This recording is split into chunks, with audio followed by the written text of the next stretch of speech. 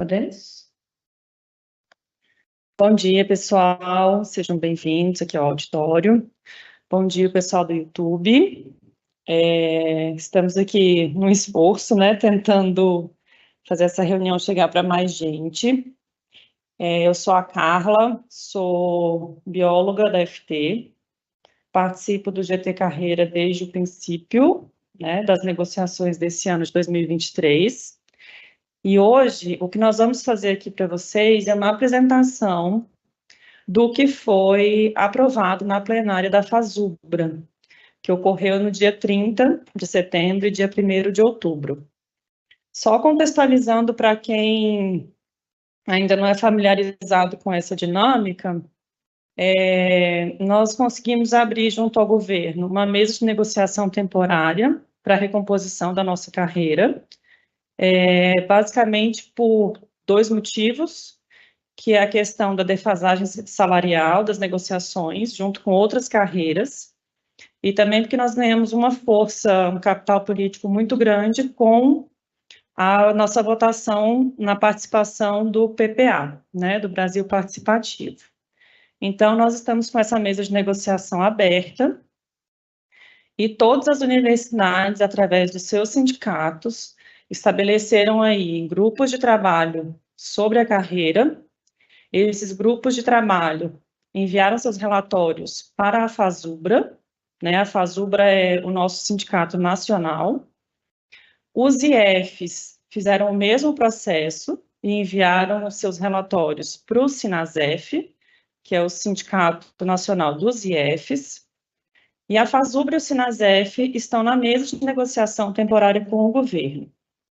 As propostas que as universidades, seus GTs e os coletivos sindicais enviaram para a FASUBRA foram votadas nessa plenária do dia 30 de setembro e dia 1º, e tudo que foi votado e acordado é o que nós vamos apresentar aqui. Então, essa breve introdução é só para quem não tem familiaridade com essa dinâmica, e eu vou passar a palavra para o Luiz, para ele fazer a apresentação desses detalhes para vocês. Eu não sei se a gente está com o chat liberado no YouTube, se alguém precisar fazer perguntas, mas eu sinceramente não sei como liberar isso, então façam contato com os colegas, porque a tecnologia aqui está meio capenga, mas quem estiver aqui presente também pode ficar à vontade para fazer dúvidas, né, para esclarecer suas dúvidas. Eu só peço que vocês venham até aqui para a gente fazer no microfone e o pessoal de casa conseguir acompanhar, tá bom? Bom dia, pessoal. Você passa para mim, Carla, quando eu pedir? Tá. Acho que eu vou...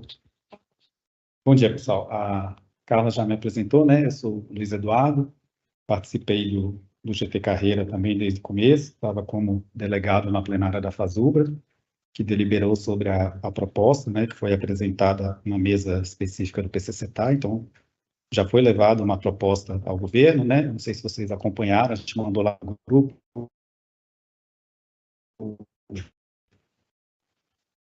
o arquivo da proposta, já saiu a minuta. E a gente vai mostrar aqui para vocês mais ou menos a mesma apresentação que foi feita ali para o governo, com algumas adições que a gente fez aqui para poder explicar melhor para o pessoal que não está tão envolvido como funcionam alguns mecanismos aí do que foi deliberado. Bom, então, primeiro foi feito um diagnóstico, né, da nossa carreira, apesar da gente ser a maior carreira do funcionalismo, né, entre os servidores civis, nós estamos bem longe de ser a primeira, acho que em termos de folha de pagamento, porque nossas remunerações são, como todos sabem, muito baixas, né? Mas o fato é que nós somos ali quase 20%, né, de todo o funcionalismo federal no que se refere ao pessoal civil, tá?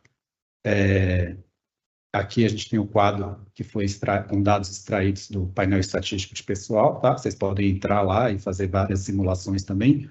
Aqui está para ativos e aposentados. Então, vocês vejam que a gente soma ali mais de 224 mil servidores, entre ativos, aposentados e pensionistas.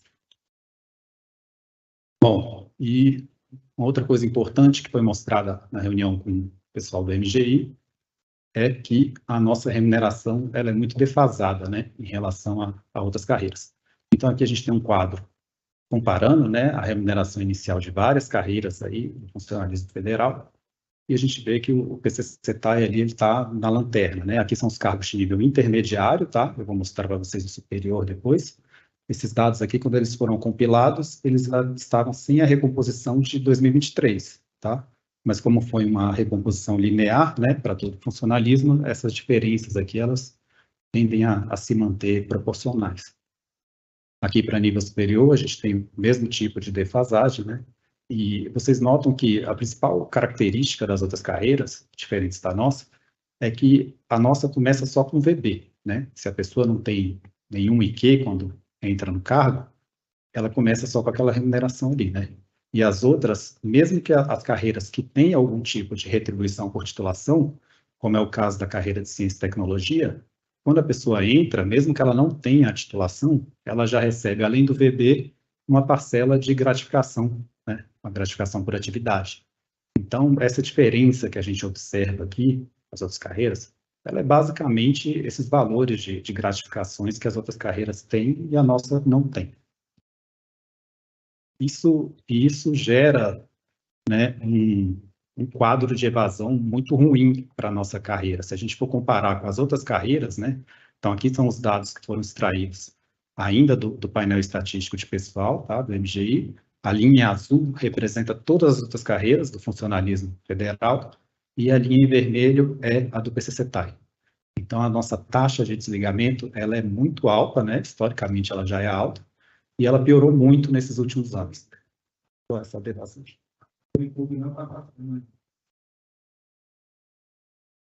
Só um minutinho, pessoal, a gente vai tentar resolver aqui, porque parece que no YouTube ficou.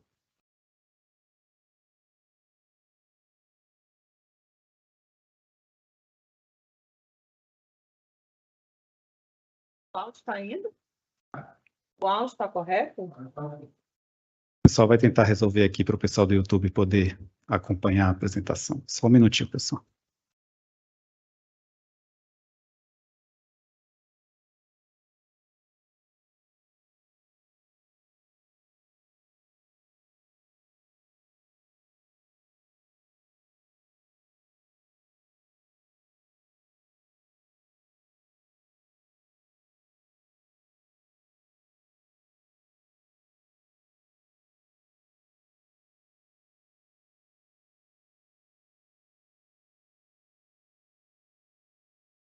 Oi? Bom, parece que o pessoal de casa agora está conseguindo acompanhar pelo YouTube.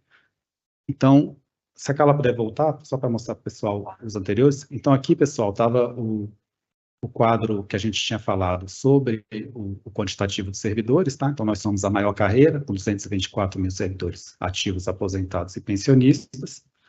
Pode passar.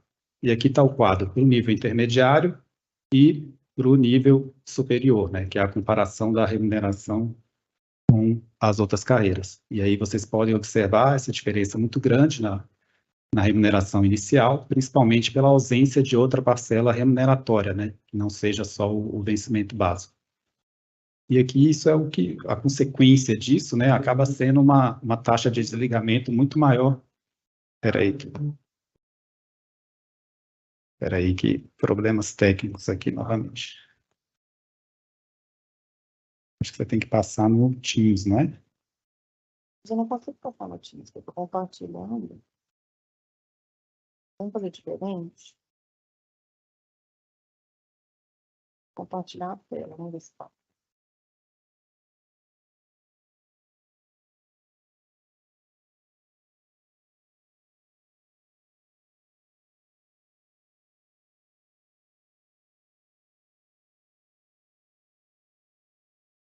E aí, tá?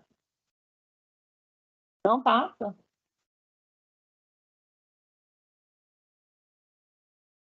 Você quer mandar lá no grupo da FUB, o pessoal baixa? É isso que eu ia falar. A gente vai mandando, a gente manda e o pessoal acompanha pelo áudio, né? E com a apresentação. Então tá. Então, pessoal, a Carla vai enviar no grupo lá do FUBão, tá?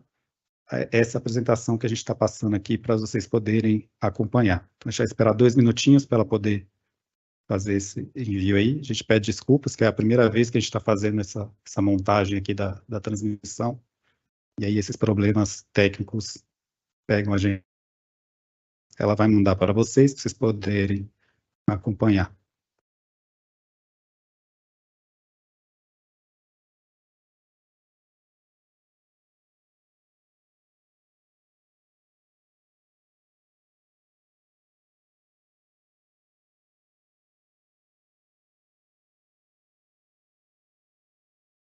Está lá no Telegram.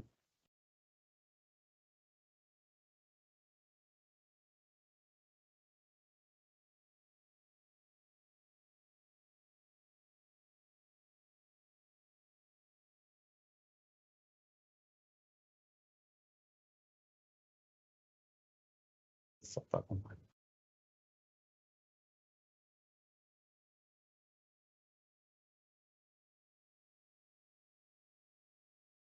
Bom, parece que resolveu. Pode voltar um. Deixa eu ver se com o Danilo se está ok. Tá ok, Danilo? Tá. O Isaac, perdão. Gente. Ah? Tá ok? Estão me escutando? Está escutando, Isaac?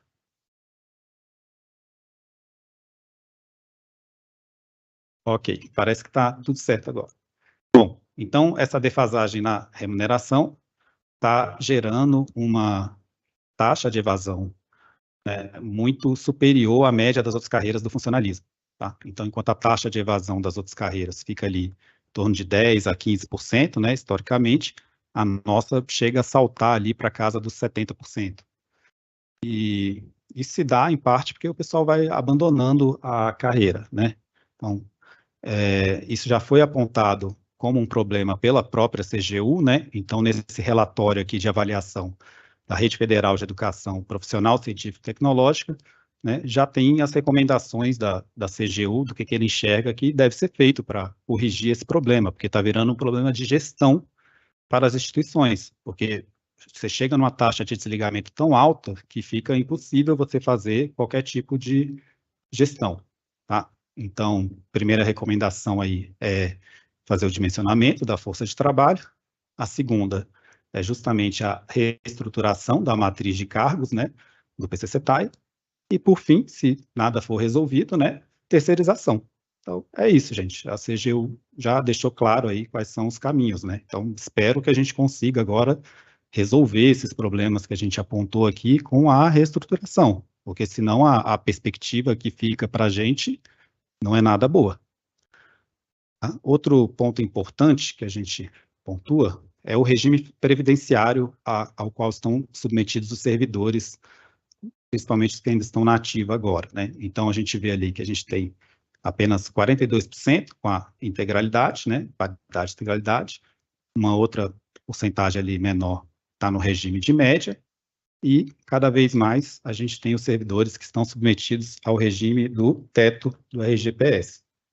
Tá? Isso é importante no desenho da carreira, porque para o pessoal que está no regime de média, né, tanto no de média simples quanto no de média limitada ao teto do RGPS, é importante que o pessoal chegue um pouco mais rápido ao topo da carreira para melhorar essa média de contribuições, tá? E poder se aposentar, né? Se é que um dia vamos nos aposentar agora, uma média um pouquinho menos pior do que é, tá? Então é importante a gente pensar a carreira, né, a situação da carreira, pensando nesses servidores também, né? Daqui a pouco eles vão ser, né, quase que a totalidade da nossa força de trabalho, né? A tendência é só aumentar o pessoal que está submetido a esse tipo de regime.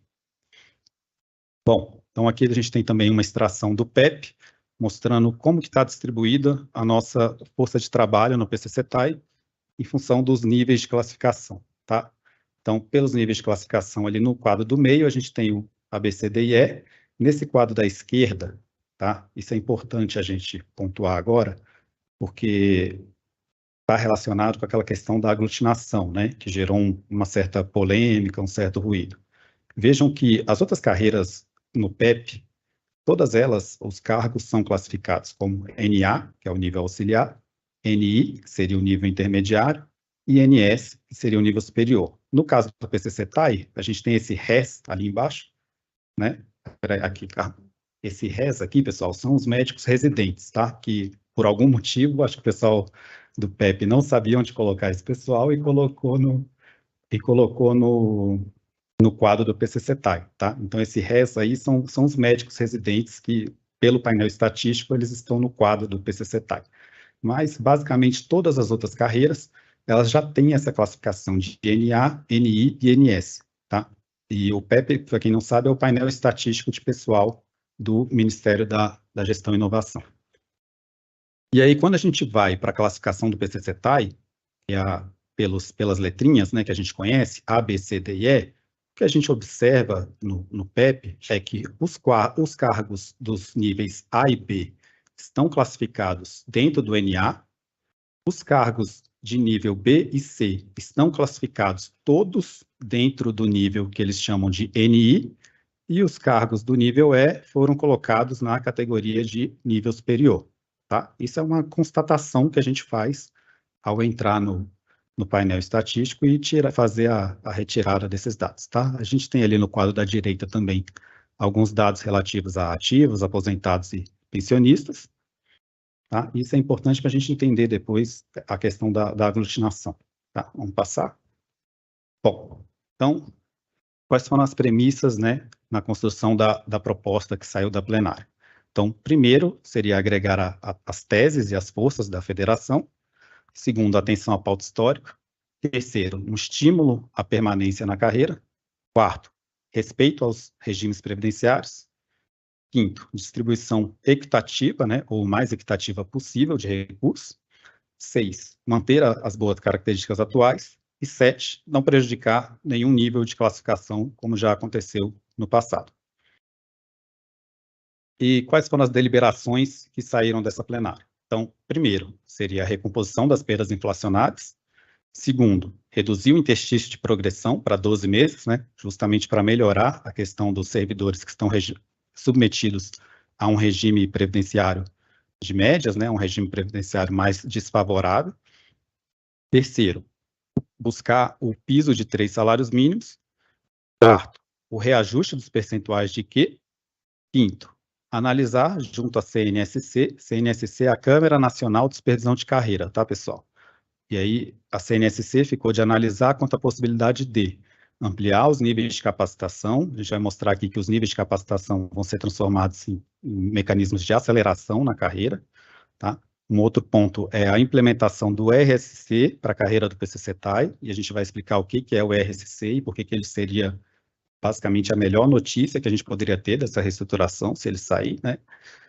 Terceiro ponto é analisar essa correlação entre os níveis. E o último ponto seriam as construções de cenários que não gerem VBC ou riscos no reposicionamento dos servidores. Bom, essa daqui foi a tabela que foi aprovada na plenária no dia 1º de outubro, tá, pessoal? Então, vocês podem ver que aqui a tabelinha da esquerda seria a nossa matriz atual. E na nova matriz, né, você seria, então, reposicionado, né, em um dos 19 novos padrões de vencimento. Então, a nova carreira teria 19 padrões de vencimento, e você seria reposicionado nela de acordo com a sua posição atual na matriz. Então, se você é do nível E404, por exemplo, né? Então, E404, você iria para o padrão de vencimento 7, tá, da nova matriz, e para a coluna ali referente ao nível E. Ok? Se você for tanto do C quanto do D, você seria reposicionado nessa coluna do meio. Se você for do A ou do B, seria reposicionado nessa coluna da esquerda, também de acordo ali com a sua posição na matriz atual. Tá? E essa aglutinação, né, ela surgiu, né, com a proposta justamente de simplificar a carreira e corrigir algumas injustiças, né, que o pessoal acredita que foram feitas na implantação do PCCETAI. Eu vou mostrar para vocês mais para frente a questão dos cargos, tá? Mas o importante aqui é a gente observar o seguinte, tá? Como essa matriz ela está com a pauta histórica, que é um piso de 3 salários mínimos e um step de 5%, aí a gente vê que os valores, né, eles são muito altos. Mas a gente vai mostrar depois para vocês como que seria a tabela sem a recomposição. Só mais um... Isso, aí pode passar? Aí, só para a gente notar aqui, qual é a principal mudança que a gente tem com a mudança da matriz para essa nova matriz? É a questão da estrutura. Então, a estrutura, pessoal, ela importa mais do que os valores, de fato, tá? Então, o que a gente tem que observar aqui? É que a referência agora, ela passa a ser o piso do analista, tá? Então, a referência passa a ser o maior piso, né? Que seria o piso do nível E. Por que isso foi deliberado, né? Isso evita prejuízos na negociação, como já aconteceu na implantação do PCTA em 2005, onde gerou um VBC, né, para os colegas do nível E, justamente porque na implantação do PCTA a referência era o piso da tabela como um todo, né, era o P01 da nossa matriz atual, né, e com isso a gente tem uma garantia ali de que todos ganham, né, ou, na pior das hipóteses, ninguém perde, pelo menos. Então, como a Carla vai mostrar agora, como ficaria aí é uma simulação, tá, pessoal? Pode passar, Carla. Então, aqui seria um cenário, tá, gente? É um exercício, tá? Onde, vamos supor que o governo falasse assim, ok, eu gostei da matriz nova, mas não vai ter reajuste, tá? Então, isso daí seria o pior cenário para a gente, tá? E você nota que, mesmo assim, a gente não teria um VBC para ninguém, tá? Então, nesse caso, a gente tem ali o nível A ganha ali com a aglutinação com o nível B ganha um pouquinho, porque a correlação dele vai para 40%, mesma coisa para o nível C, que ganha um pouquinho ali na aglutinação, né? E o nível D também, porque a correlação hoje do D para o E é de 58%, né? E foi proposta ali na nova matriz uma correlação de 60%. Então, esse cenário aqui seria com o STEP atual, tá? Então, vocês veem que basicamente não muda nada para o analista, ele não entra em VBC, e os outros níveis, né? O nível B e o D ganham um pouquinho, e o A e o C ganham com a nossa aglutinação que foi proposta, tá? Pode passar. E aí aqui a gente tem um outro cenário. Aí, nesse cenário aqui, seria um cenário mais favorável para a gente, seria um cenário onde, vamos supor, que o governo adota a nova matriz e concede ali um reajuste de 20% no piso de referência, que é o piso do nível E, tá? Isso considerando o STEP atual de 3,9, tá? E aí a nossa matriz ficaria desse jeito aqui. E aí todo mundo ganha, né? O pessoal da aglutinação ganha mais que os outros, tá? E o nível D, o nível B e o nível E também ganham, tá? Então esse foi o jeito que foi encontrado ali para que ninguém tivesse o risco do VBC novamente. Pode passar. E o pessoal questionou muito essa questão da aglutinação, né? Ah, mas por que vai aglutinar? Gente, vamos lá. Então, quando foi criado o PCCTAI, então criou-se os níveis de classificação A, B, C, D e E, e se vocês olharem aqui os dados do PEP, como a gente tinha mostrado, então a gente tem cargos que a exigência do cargo, né, para ingresso no cargo, é ensino médio completo, né, ou às vezes até ensino médio completo, mais algum curso profissionalizante, e esse pessoal ficou no nível C. E, ao mesmo tempo, a gente tem cargos, né, de nível intermediário, né, cargos que ficaram no nível D, mesmo exigindo apenas o fundamental completo, né, e o curso de formação, experiência. Então, isso aqui é um exemplo, tá, pessoal? E aí, esse pessoal, por exemplo, o pessoal do cargo de assistente de alunos, né, existe um questionamento, né, por que o meu cargo é de nível médio, né, exige o ensino médio completo, e eu não posso ficar no D. Por que a gente ficou no C? E a mesma coisa com uma outra série de cargos aí, né, dessas distorções que foram criadas, né? Então, essa aglutinação, para além da questão da simplificação da carreira, né, que é o que o governo já considera todos esses cargos como sendo de nível intermediário, então ele visa corrigir essa distorção. E por que isso daí, ó, que a gente mostra ali embaixo, ó, só pegando o nível C com os dados do PEP. Então, nos ativos, a gente já tem praticamente metade do pessoal já está em cargos que estão com requisito de nível médio, tá? Nos aposentados é um pouquinho menos, né? Menos, tá? Mas no geral total ali, ó, a gente vê que é praticamente meio a meio o pessoal que está em cargos de nível médio e de nível fundamental, né? E se vocês observarem ou lembrarem da tabela lá de trás, isso daqui eu acho que é menos de 20% da categoria, tá, pessoal? O nível A, que vai aglutinar com B, o nível A tem menos de 5.000 pessoas no total. A Carla vai voltar ali para mostrar, ó. Então, ó lá. Então, o nível A, ele é 2%, tá, pessoal? São menos de 5.000 pessoas no total. Esse já é um nível que não entra mais ninguém, não abre mais concurso, todos os cargos ou estão vedados ou estão extintos, né? Então, a gente imagina que o impacto financeiro de fazer essa aglutinação aqui do A com B, ele vai ser, né, dentro de um contexto de reestruturação da carreira, imagino que ele vai ser bem baixo, né, praticamente negligenciável. Do C, ó, o C já são 17% da categoria, tá? E aí vai ter um impactozinho ali um pouquinho maior. Mas é aquilo, né? A gente tem que considerar que metade dos colegas aí já estão em cargos de nível médio, né? E eles, é um pleito, né, deles há muito tempo que eles sejam, né, reenquadrados ali no nível D, né? Então, essa aglutinação é no sentido de corrigir esse tipo de distorção, tá, pessoal? Carla vai passar lá para frente.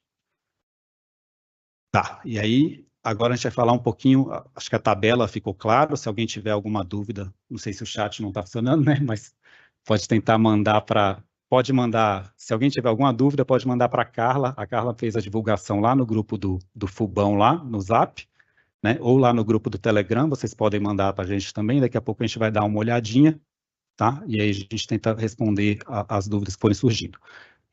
A gente vai falar um pouquinho agora do RSC, tá? O que é o RSC? Que foi pleiteado, e por que a gente acha que, se isso daí vier, vai ser a grande diferencial para a nossa carreira poder ficar atrativa novamente, tá?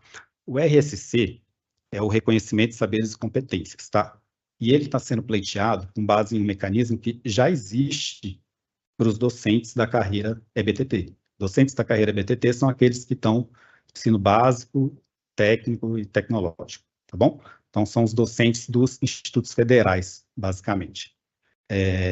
Então, esse reconhecimento de saberes e competências, ele é conceituado como o processo de seleção pelo qual são reconhecidos conhecimentos e habilidades desenvolvidos a partir da experiência individual e profissional, bem como do exercício das atividades no âmbito acadêmico pelo servidor ocupante do cargo de professor EBTT. E aí, para fins de percepção da retribuição por titulação, considera-se a equivalência da titulação exigida com o reconhecimento de saberes e competências, tá? Calma que a gente vai explicar. A Carla vai passar. Então, como é que funcionaria para a gente, pessoal? Seria assim. As tabelas de pontuação, elas seriam construídas com base nos nossos saberes e fazeres na atividade técnico-administrativa em educação. E o RSC, assim como na carreira docente, ele geraria uma equivalência que permitiria ao detentor do título de RSC escalar um nível na estrutura do nosso IQ.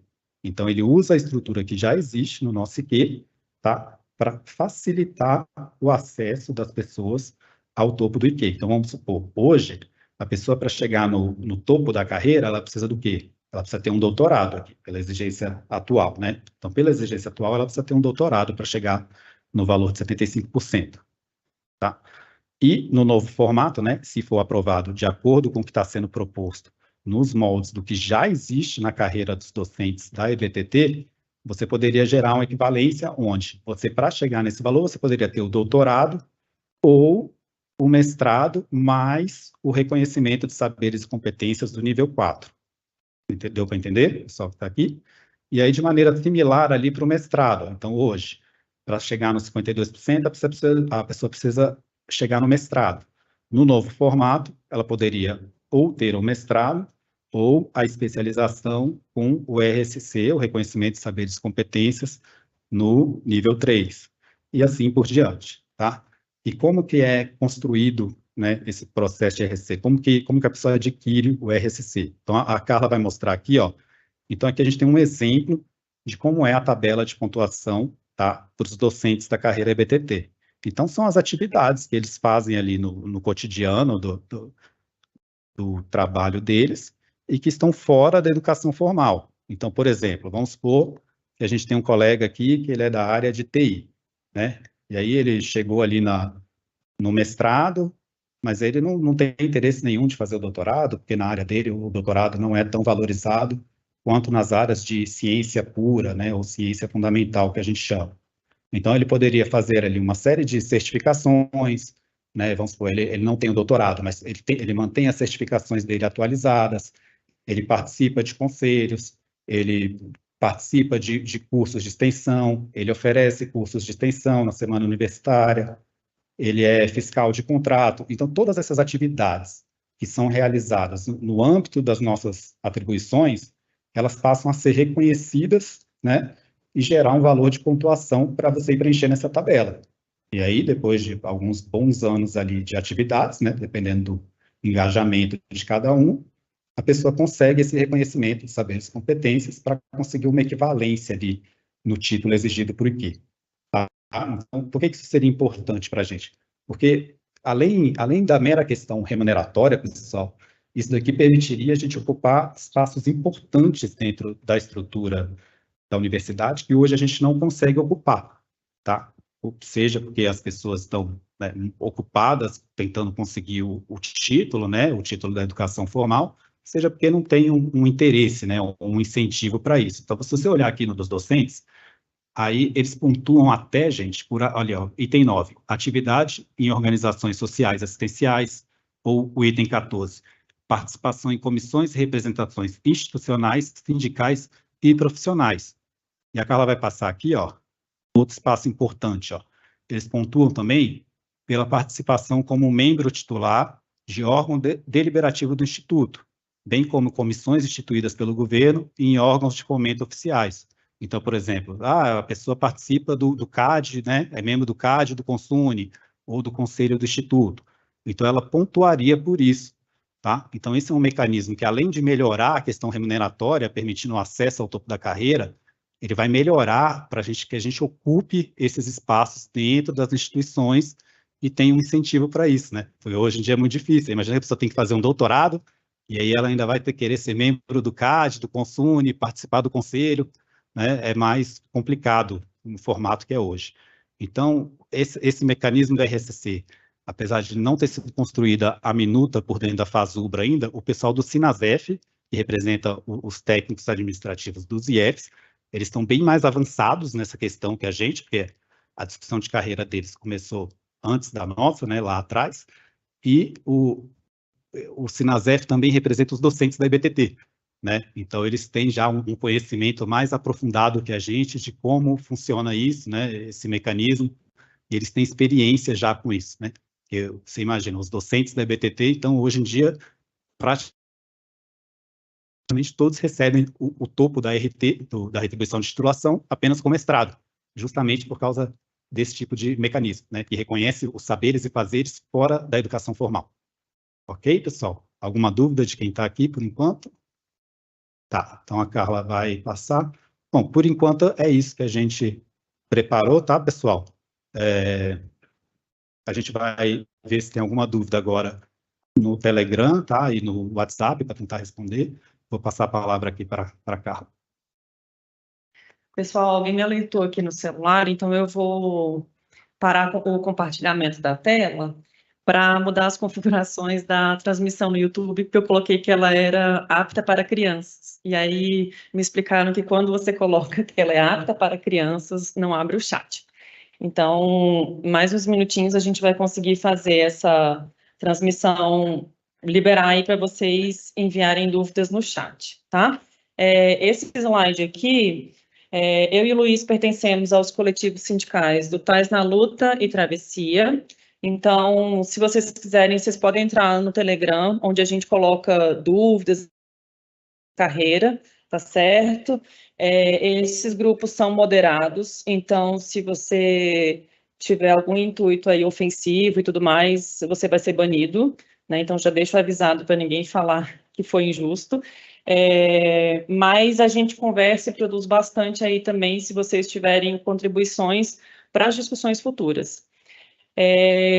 Com exceção do RSC, que não foi na minuta já deliberado com detalhamento, todos os outros pontos que nós apresentamos aqui, eles já foram apresentados, então, assim, hoje é uma reunião do GT mais explicativa, né?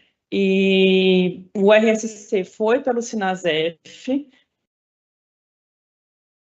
ele ainda está em discussão, mas é um acordo, é praticamente um consenso, né, de todo mundo. A gente só achou melhor não colocar na pauta para o governo antes de discutir na CNSC, que é a comissão que acompanha a carreira, tá? Então, mas é um ponto bastante importante, por isso que a gente trouxe para vocês. Nós vamos passar a palavra aqui para o Almiran, que foi um dos delegados do Sintifub também na plenária da FASUBRA, e ele vai dar a contribuição dele para vocês.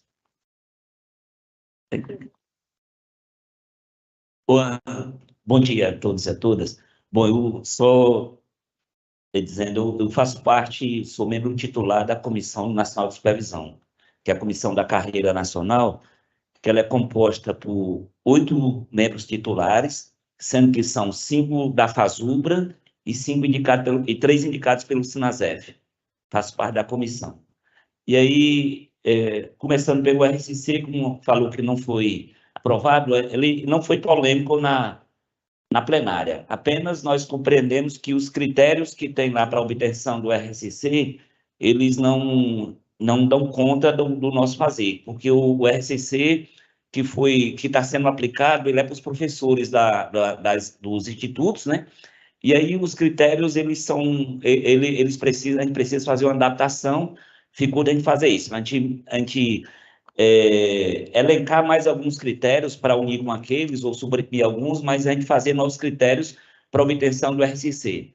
Portanto, existe uma minuta de lei, e isso é antigo, já tem mais de 5 anos, foi desde a greve de 2015, que o RCC foi aplicado para os docentes do ensino básico tecnológico, que foi pedido pelo SINASEF a extensão para os técnicos administrativos, né? E foi elaborado um projeto de leitura, mas até então nós não tínhamos uma aprovação de defendermos na mesa. Tal. Teve toda uma paralisação também de negociação por conta dos governos que passaram, a gente não continuou.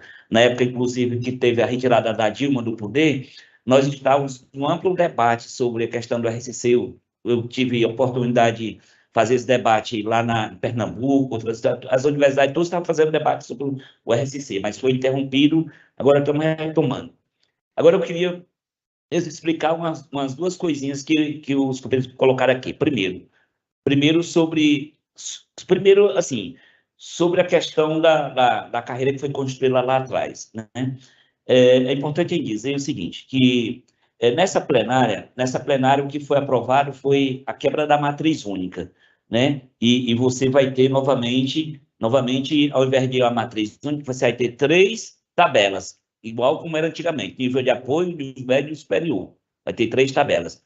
Não tem mais porque o que era a matriz única? Na matriz única você tinha uma coluna onde você tinha os valores e aplicava o percentual X e tal, e do lado ficavam as tabelas aqui que tinham salários correspondentes. Quando nós aprontamos essa carreira lá na discussão em 2001, que culminou em 2004, ela ficou desse jeito por quê? Porque, primeiro que a gente tinha as tabelas assim, elas eram tratadas de forma diferenciada. Nós colocamos a matriz única porque quando você aplica qualquer percentual para um, aplica para todos. Aí foi colocada a matriz única nesse sentido, que combina com das coisas que determinam a nossa carreira, que é a valorização de todos os trabalhadores, né? Naturalmente que existe uma correlação na proposta apresentada, aprovada, que diz assim, um salário vai corresponder a tanto por cento do outro, uma correlação, mas não uma matriz única, né? A matriz única é diferente. Na matriz única, os salários eles correspondem, ali não há nenhuma correspondência assim, de salário mesmo e não fica mais distribuído na matriz. Portanto, nós construímos por conta disso, por conta de todos serem valorizados. E aí houve essa quebra que, na nossa opinião, ela gera uma possibilidade muito grande do governo voltar a tratar os trabalhadores de forma diferenciada, certo? Porque a partir do momento que você tem as 3 tabelas, elas não estão na mesma matriz, ela gera essa possibilidade muito grande, que é complicado. Então, na plenária, só tivemos essas polêmicas. A polêmica da matriz única, que foi aprovada, o texto que foi aprovado já exatamente isso, quebra da matriz única. O texto que foi aprovado foi exatamente isso. E a construção dessa outra tipo de tabela que foi apresentada aqui. E teve a outra polêmica que foi sobre a questão do IATAI, que está como incentivo, mas Inicialmente, na proposta dos companheiros, ela era colocada com gratificação, e aí tem que explicar o seguinte, na apresentação do companheiro aqui, ele fala de assim, todas as carreiras têm gratificação, nós não temos. O problema é que existe um histórico por trás disso. Nós não temos a gratificação porque nós derrotamos a gratificação lá em 2001. Nós tínhamos um salário lá em 2001 que era composto de salário base mais a gratificação que se chamava GAI. E essa GAI era 160%. Agora, qual é o problema que tinha? O nosso salário, nível intermédio, quase todos o salário base nosso era abaixo do salário mínimo, né? E isso gera prejuízos para o conjunto para todo mundo. Por quê? Principalmente para nós aqui. Nós agora, nesse momento, nós vamos ter os 26% cheio de novo, né? Foi aprovado, teve uma decisão do ministro Gilmar Mendes que foi aprovado 26% cheio. Então, é super importante que a gente tenha um salário base razoável, não na forma de gratificação. Porque agora, quando foi aprovado, por exemplo, o plano de carreira dos indigenistas, foi aprovado, não, foi feita uma proposta lá para ser encaminhada. A proposta horrorosa. Ele mantém o mesmo salário base e aumenta só a gratificação, né? Aumenta a gratificação, mantém o mesmo salário base. E aí, essa foi uma das polêmicas da plenária, e não foi aprovada que nós apresentemos gratificação para o governo, porque tem uma diferença. Não é que nós vamos rejeitar se o governo disser assim, não tem como dar no salário base, vamos apresentar gratificação. Mas que nós não vamos apresentar gratificação para o governo. Por quê? Se a gente apresenta, ele pega a gratificação e não dá aumento no salário base. É uma coisa super lógica isso, né? Então, foi importante a gente apresentar isso, por quê? Porque na nossa carreira nós temos incentivo à qualificação que muitos recebem. Quase todo mundo recebe algum incentivo à qualificação. Onde a concentração é maior na graduação, mas muita gente recebe. E aí, se você manter uma estrutura de pedir reajuste no salário base, ele influencia nas outras coisas, né? Quem recebe incentivo à periculosidade, quem recebe insalubridade e o próprio incentivo à qualificação, e também a URP, se ele voltar a incidir percentualmente, né? É claro que isso é importante, a gente ter o salário base, jogar força no salário base e não em outra linha no contra-cheque, porque essas coisas são aplicadas no salário base. Então, foi aprovado isso. E também teve a proposta do técnico substituto, né? A gente não foi aprovado o técnico substituto nesse momento na plenária, houve um entendimento da plenária de que técnico substituto, se você aprova, mesmo com o objetivo que é de cobrir a pessoa que vai fazer pós-graduação, que vai pedir um afastamento, ele abre o flanco como para muitas contratações de técnico substituto, como ocorre com os docentes, né, que tem professor substituto para além do que é a realidade, a necessidade. E o professor substituto, embora é uma coisa legal para cobrir a ausência do professor, mas eles contratam mais do que isso, ele descumpre a função da universidade. A universidade, para ser universidade, ele tem que ser ensino, pesquisa e extensão. Geralmente, o professor substituto é só para dar aula e existe um percentual muito grande. E a plenária entendeu que, no momento de aprovasse o técnico substituto, ele iria gerar a possibilidade da precarização da relação de trabalho, mesmo que contrate pelo regime jurídico único, porque ia ser por 2 anos, por 3 anos, a contratação do técnico substituto. Portanto, que tem que investir na questão do concurso, tem que lutar por concurso. Então foram essas coisas que... E tem uma coisa importante, uma coisa que tem que ficar na cabeça, né? Essa discussão da carreira acelerada, né? Porque o que foi aprovado foi o seguinte: o incentivo à capacitação, que hoje nós temos uma escadinha, ele vai servir só para acelerar numa tabela única. Talvez tenha alguém aqui que seja do período anterior a 2001, antes era assim também. Você, quando tinha um incentivo à qualificação, inclusive, você ganhava até 6 níveis, mas na tabela verticalizada, né? a tabela verticalizada, isso ajuda a chegar mais rápido na carreira.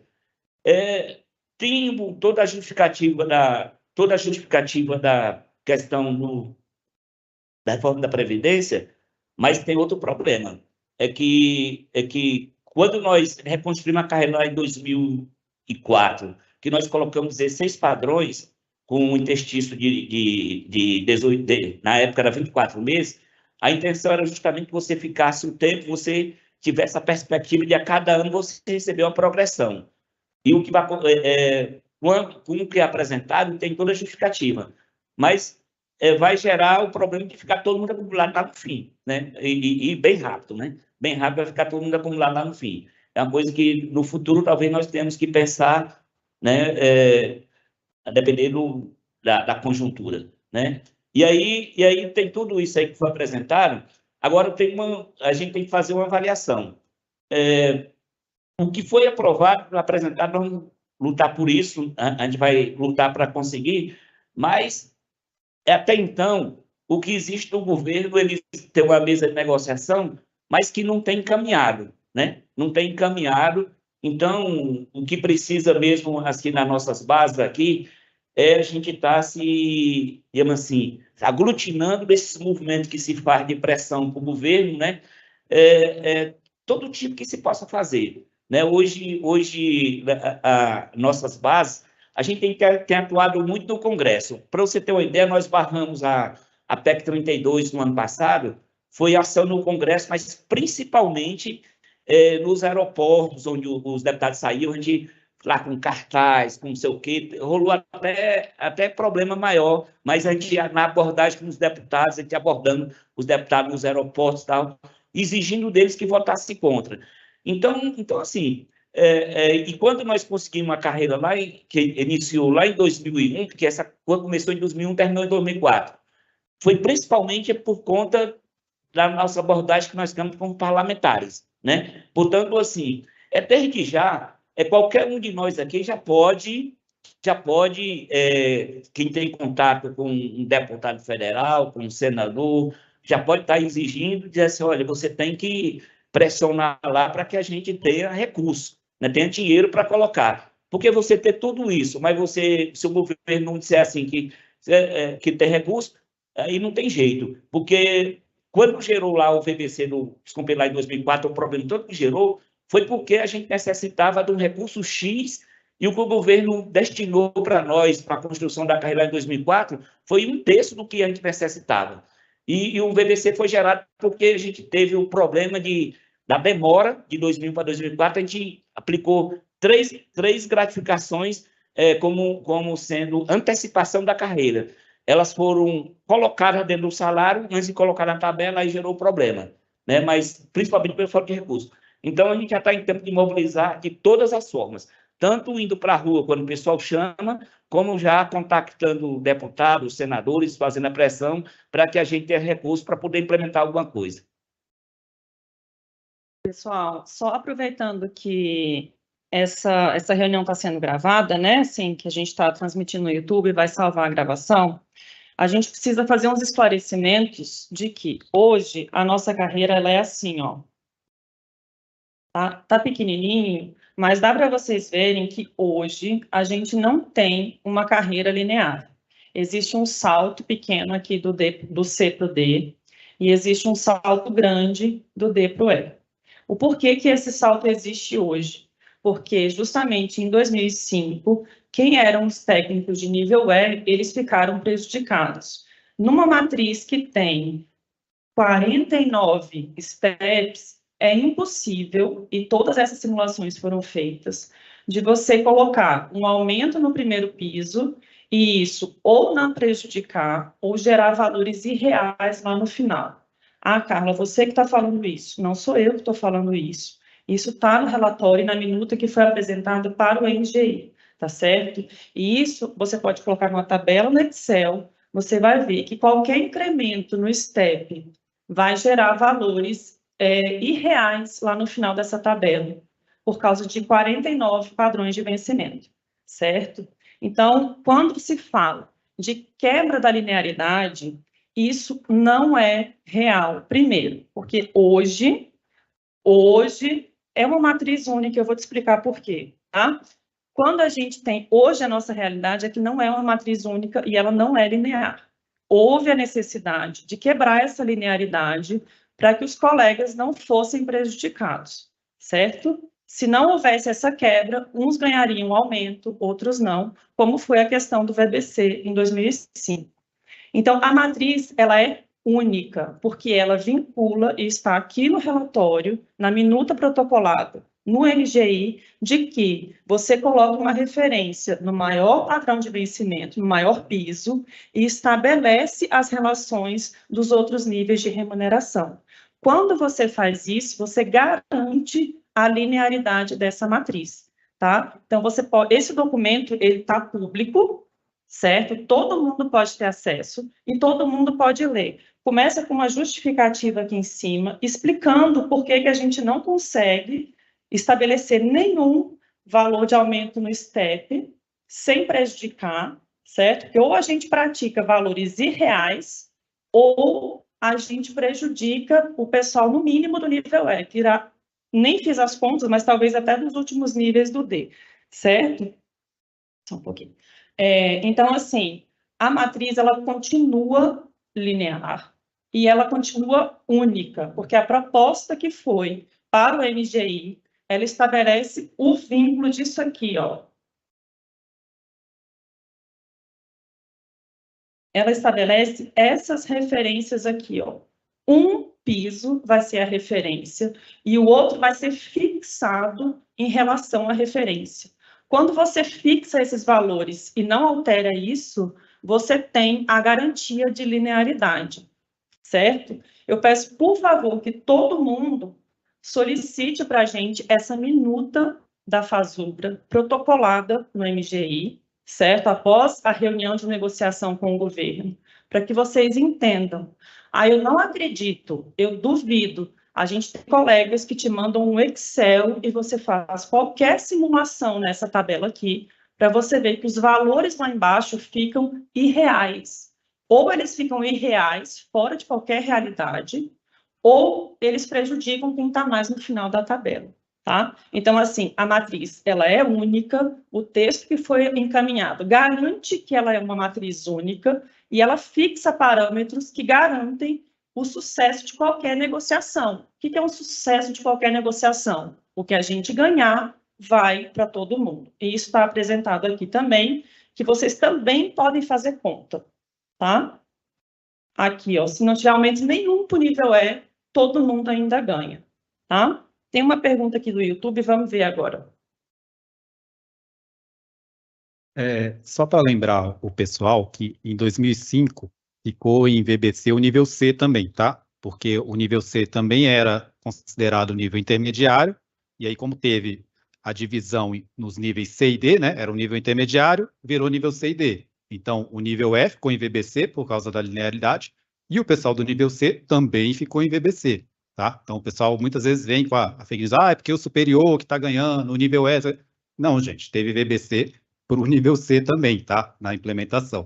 E o que a gente coloca aqui agora é justamente uma maneira de que, mesmo que não haja nenhum reajuste, né, nenhum aporte significativo de recursos na matriz, não vai haver risco de VBC para ninguém, tá? Essa foi a principal preocupação e é por isso que esse novo formato de matriz foi proposto e foi o que venceu na plenária, né? Porque, tecnicamente, foi o que se mostrou mais plausível, tá? Em relação ao que o Almiran falou, aí são algumas diferenças filosóficas que a gente tem, né? Porque quando você dá aumento no VB, realmente, aí o IQ vai incidir no valor que você ganha no VB, né? Só que isso aí é uma faca que corta para os dois lados, tá, pessoal? Então, por exemplo, eu e a Carla, a gente está apresentando aqui, e a gente tem o doutorado, então a gente não vai ganhar nada com o RSC, né? Se vocês quiserem dar só o aumento no VB, vem cheio para a gente. Tá? Tudo que der no VB ali, vem o que der no VB mais 75%.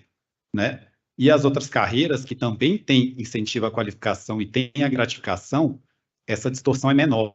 Porque, veja bem, o IQ, como ele não incide na parcela da gratificação, então você não tem a situação que você tem hoje, por exemplo, toma posse 2 servidores lá do nível E. Um tem só a graduação, né, que é o requisito do cargo, e o outro já tem o doutorado. E aí um ganha 75% a mais do que o outro ganha, ok? Se você tiver uma gratificação onde o IQ não incide, aí essa diferença ela fica diluída, você entende? Porque os dois ganhariam o VB, um ganharia 75% de IQ sobre o VB, mas os dois ganhariam, sei lá, uma parcela, por exemplo, de R$ 2.000 de uma gratificação.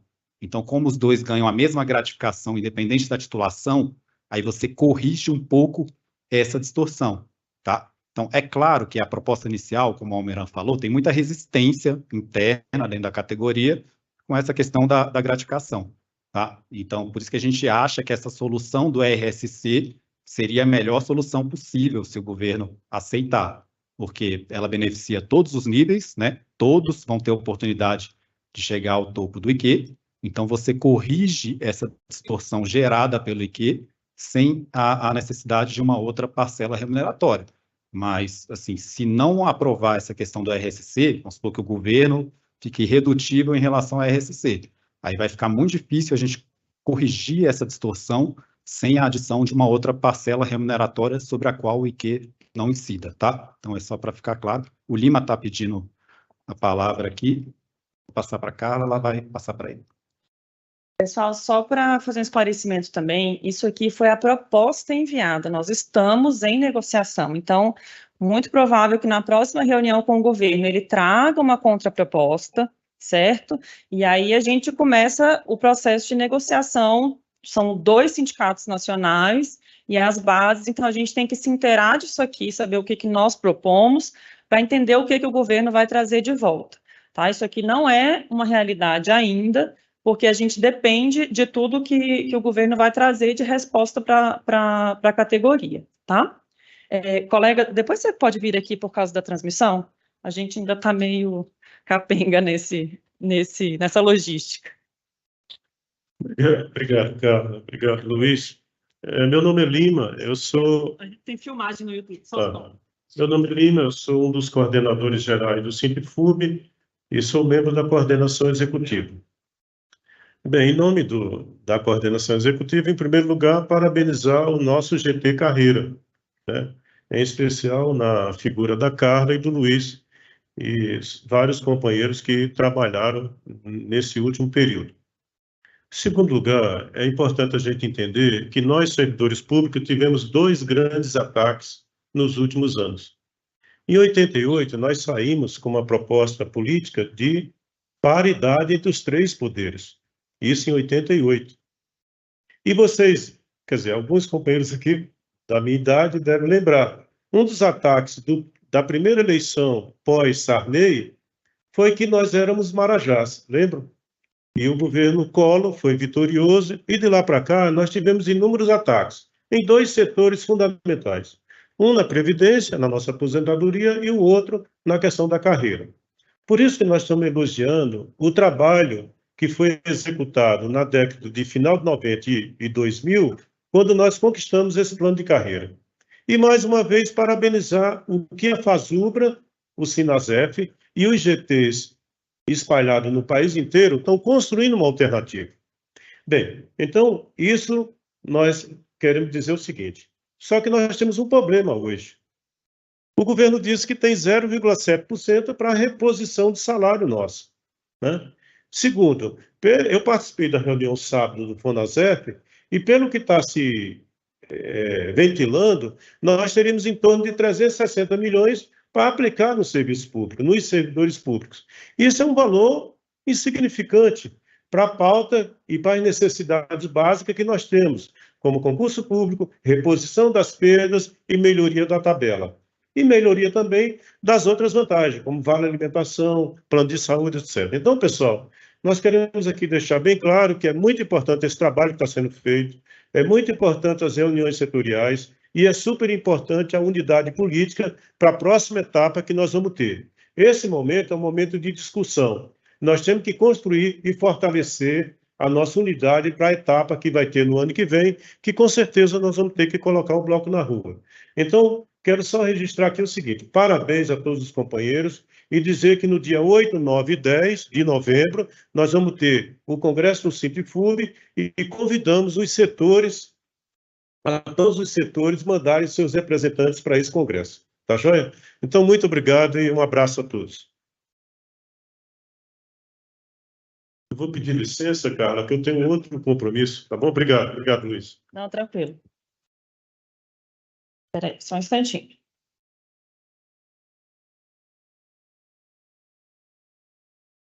Não, mas é pergunta mesmo. O colega vai se apresentar e fazer a pergunta para tirar a dúvida dele, e aí a gente tenta esclarecer, tá bom? Tá. É por causa do YouTube, senão a gente não consegue compartilhar a pergunta com todo mundo. Assim, falando no geral, né, sobre o plano da carreira, eu estou aqui um pouquinho mais tempo também, eu entendo sobre a questão de você justamente priorizar o vencimento básico, também tenho doutorado, e vem esses problemáticos que o governo tenta desmobilizar os movimentos de greve através de gratificação, né? Eu entendo também a posição do pessoal quanto a esse histórico que a gente tem passado.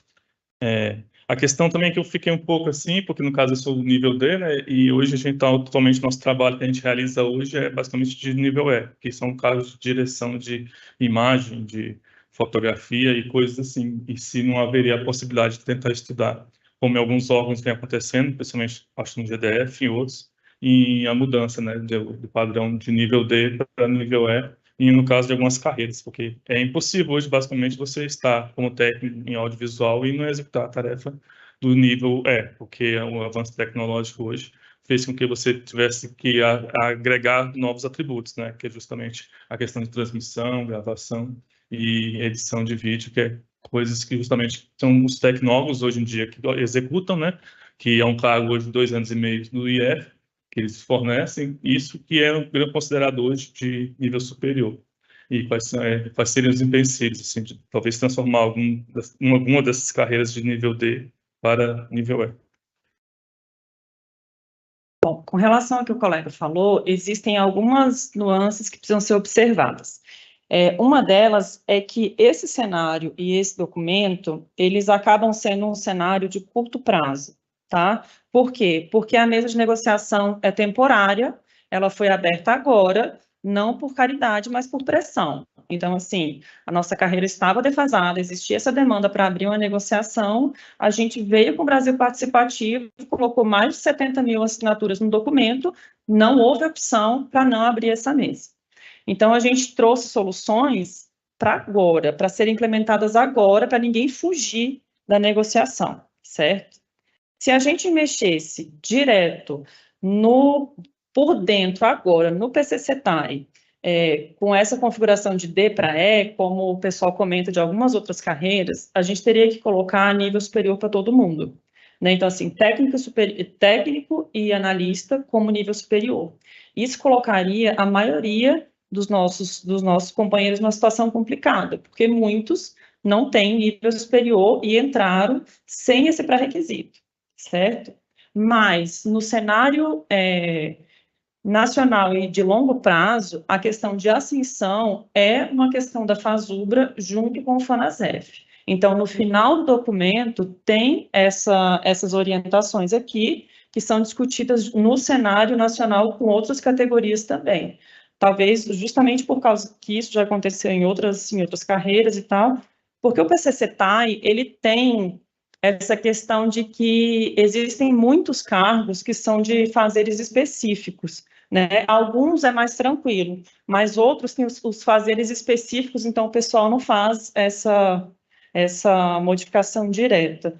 Mas isso é uma pauta histórica, e isso continua sendo avaliado, mas não nessa mesa específica, sim junto com os outros sindicatos do funcionarismo total. Mas alguém tem alguma pergunta, pessoal? Não? Bom, em relação só completando o que a Carla falou, o que tem já proposto, né, para resolver essa questão dos cargos, mas é como ela explicou, isso daqui é uma proposta de curto prazo, tá? Então, a aglutinação A, B, C, D é para corrigir algumas das distorções e que possa ser feita agora no curto prazo. Porque para fazer essa outra modificação que o colega está propondo, aí a gente passa pela questão da criação dos macrocargos, né? que é como ocorre em outras carreiras. Então, vamos lá. Aqui no PCCETAI, então a gente tem lá, meu cargo é de químico, o cargo da Carla é de bióloga, aí a gente tem um colega que é cargo administrador. Então, cada uma dessas profissões foi criada um cargo para elas, né? E isso não é a regra que a gente observa em outras carreiras, né? Então, nas outras carreiras, por exemplo, na ciência e tecnologia, você tem o cargo lá de analista, né? O cargo é analista, e dentro desse cargo você tem várias áreas. Então, você tem o analista / área químico, analista / área biólogo, e assim por diante, tá? Então, o que a gente propôs para longo prazo é estudar se é possível a criação desses macrocargos, porque são eles que vão proteger a gente da extinção de cargos que a gente está vendo hoje e já vê há muito tempo acontecendo, né? Se continuar cada um no seu carguinho separado, o governo vai lá e vai, um por um, primeiro ele veda a abertura de concurso, depois ele vai lá e coloca em extinção, né? Então, primeiro alternativa para resolver isso seria a criação desses macrocargos, onde a pessoa seria enquadrada no macrocargo de analista ou especialista, ou no macrocargo de técnico, e aí, né, cada um na sua área de especialidade ali, ficaria mais difícil para o governo poder sair extinguindo os nossos cargos, né, com o passar do tempo. E o que ocorre é que o entendimento hoje do STF é que o enquadramento ele se dá pelo nível de escolaridade exigido no concurso, né? Então, é muito difícil a gente simplesmente falar, mas vamos pegar esse cargo e vamos colocar para o nível E. Na verdade, você não colocaria ele no nível E, você colocaria ele em uma tabela de equivalência, né? E hoje em dia, mais de metade dos nossos servidores do nível D ainda não tem graduação, né? Na UNB, a gente tem índices melhores, mas quando você olha para os dados do nacional, da carreira no nacional, ainda aqui é uma bolha, tá, gente? Aqui a gente tem um pessoal altamente qualificado, tanto no nível, né, fundamental, intermediário e superior, mas nos institutos mais recentes, mais no interior do país, isso ainda não é uma realidade, tá? A gente ainda tem muita gente que não tem nem a graduação ainda, né? E aí esbarra nessa questão de você não gerar uma tabela de equivalência, né, para mais de metade da categoria. Mas está sendo discutida essa questão dos macrocargos, tá? Para nos proteger da extinção, ok? Só complementando essa questão do Luiz, é porque quando o Luiz fala que aqui a gente está numa bolha, é porque Brasília realmente é um pouco específica, né? Mas o que existe é que em muitos lugares, aqui também, mas assim, em muitos lugares existem muitos cargos e muita qualificação não relacionada à educação formal. Então, essa questão ela precisa ser avaliada com mais tempo para não prejudicar essas pessoas. Eu passei o olho aqui no chat, tem umas questões com relação ao IQ e gratificação.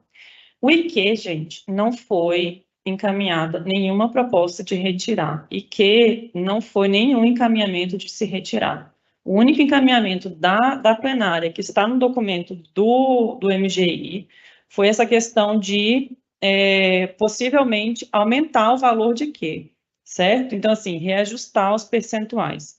Gratificação não tem nada a ver com IQ. E esclarecendo, gratificação não foi um encaminhamento da plenária para o MGI, então não se fala no documento encaminhado para o MGI sobre gratificação. Houve conversa, houve discussão na plenária da FASUBRA, não houve consenso, então não se encaminhou nada a respeito de gratificação. Gratificação é um cenário que a gente tem que ter na nossa cabeça para avaliar se isso vier do governo. Tá? Então, aí, assim, a gente tem que pensar se vier alguma coisa, o que a gente vai fazer. Enfim, aí entra nas particularidades, nas discussões, na avaliação de conjuntura, mas do documento da FASUBRA para o MGI não houve nenhuma proposta de gratificação, certo? Porque não houve consenso nesse tema. Eu vou passar o olho aqui de novo, ver se tem mais alguma coisa que a gente consegue esclarecer.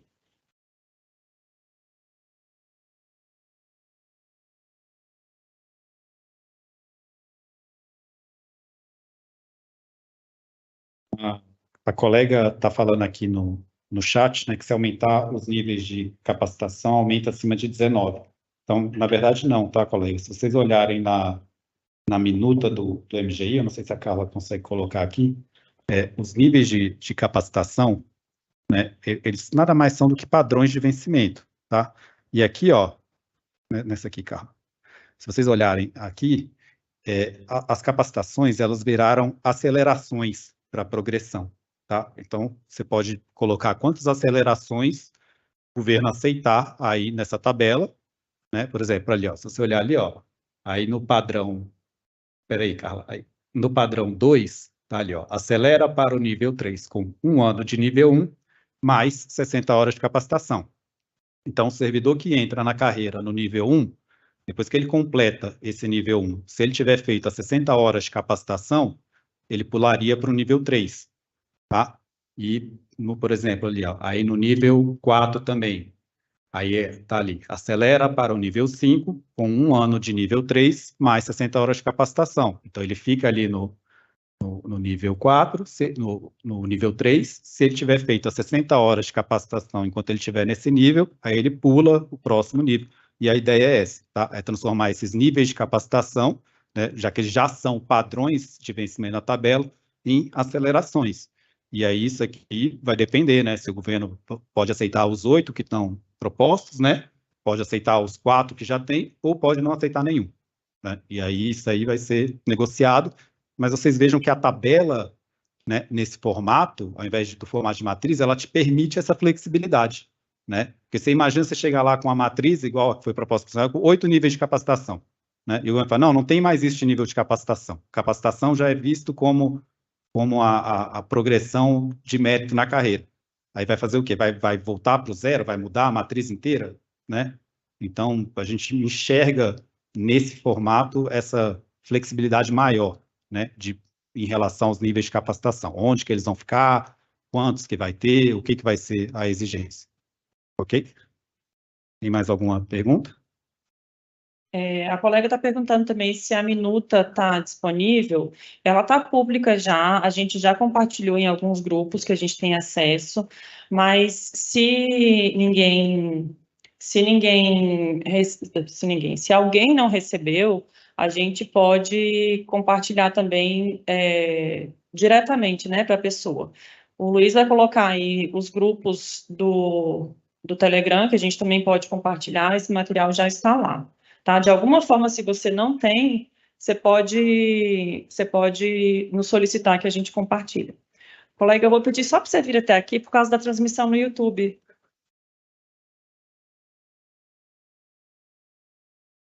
Tudo que foi proposto de encaminhamento na proposta do MGI é que seja para os aposentados também, que não haja diferenciação entre ativos e aposentados. Isso também está na proposta em uma das premissas. Aqui, deixa eu só achar o lugar.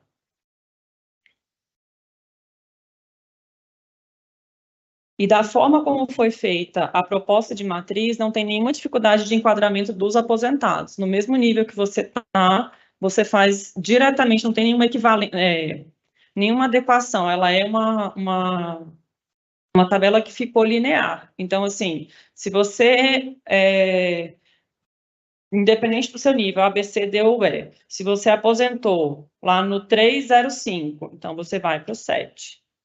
Tá? Essa equivalência ficou bem direta, que é justamente para não prejudicar ninguém, para não ter essa necessidade de reenquadramento, mudando de steps. Tá? Então, eu não vou achar aqui no documento, mas tem no documento a proposta de que ninguém seja prejudicado. Tá? Fizeram uma pergunta no chat também no YouTube com respeito, quando a gente coloca essa questão de que se houver só uma modificação da tabela, não tiver nenhum aumento, que aí vai ficar uma parcela do nível superior, né, quem tem nível superior, sem aumento. Mas a gente realmente não espera esse cenário, né? Isso aqui é só uma forma de demonstrar que não há benefício no nível superior quando você transforma o nível de referência sendo o piso do nível E, tá? Essa transformação, ela foi apenas para garantir a linearidade, para você não ter que ter quebra de matriz, para você não ter pessoas entrando em VBC e para você não ter valores irreais com relação a outras carreiras também, tá? É óbvio, se você colocar numa matriz e o nível E for ganhar, sei lá, 30 mil, Gente, seria maravilhoso, mas a gente sabe que a gente tem que trabalhar dentro de uma realidade, senão a gente perde força na negociação, tá? Então, assim, essa tabela sem nenhum reajuste, só com a readequação da tabela, ela não é o que a gente quer, mas ela ainda assim traria benefícios para a categoria como um todo. Mas é óbvio que na negociação a gente vai pressionar para que a gente tenha, né, um benefício aí para todo mundo. Mais alguma dúvida?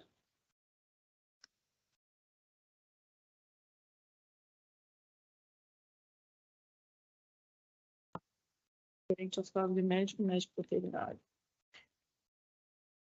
O colega está perguntando em relação aos cargos de médico e médico veterinário. Bom, a gente acredita que como não foi deliberado isso na plenária, a gente acredita que a CNSC vai encaminhar essa discussão ainda, tá, colega?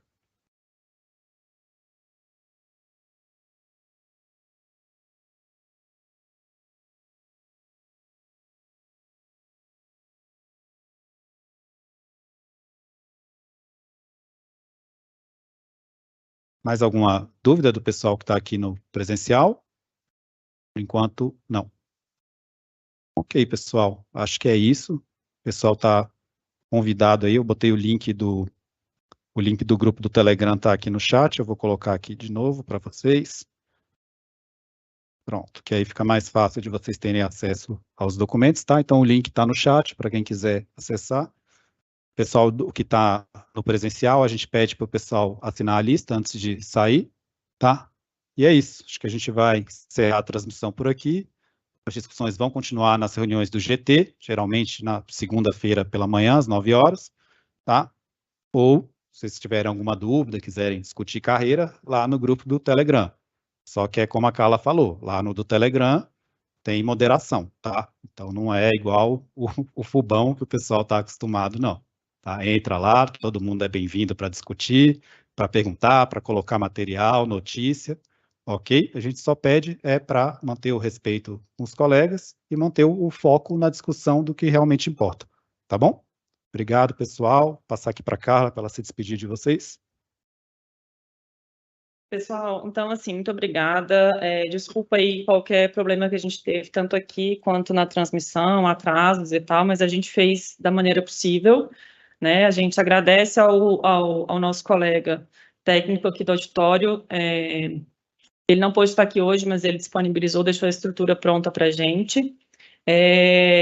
Quem quiser contribuir também pode nos procurar sempre. Geralmente, né, pode ter alguma mudança, mas geralmente os encontros do GT Carreira são nas segundas-feiras pela manhã, nesse mesmo horário, mas geralmente lá no Sintfub. Hoje foi uma excepcionalidade.